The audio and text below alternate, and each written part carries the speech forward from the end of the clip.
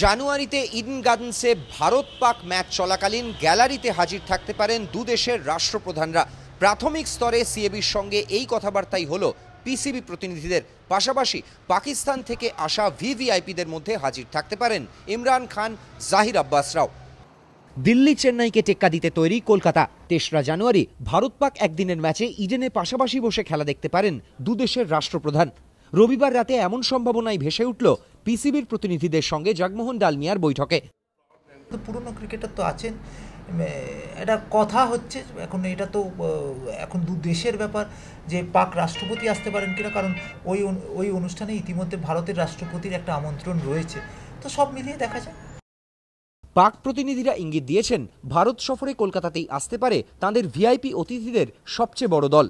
এজন্য ইডেনের super hospitality বক্সে অন্তত 50 জনের আসন রাখা নিয়েও দীর্ঘক্ষণ কথা হয়েছে। ভিভিআইপি অভ্যাগতদের মধ্যে থাকতে পারেন অনেক প্রাক্তন ক্রিকেটার। দৌড়ে এগিয়ে পাকিস্তানকে বিশ্বকাপ জেতানো অধিনায়ক এবং এখন রাজনীতিবিদ ইমরান খান থেকে জাহির আব্বাস। শহর ঘুরে কলকাতার নিরাপত্তা ব্যবস্থা খতিয়ে দেখে সন্তোষ প্রকাশ করে পাক ক্রিকেট বোর্ডের 5 সদস্যের পর্যবেক্ষক দল।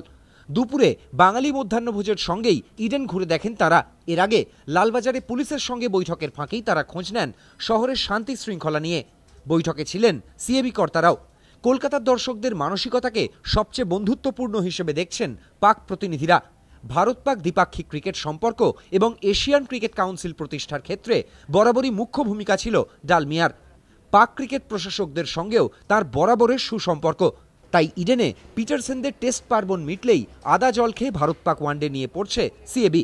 প্রদীপ্ত গোস্বামী, এবিপি আনন্দ, কলকাতা।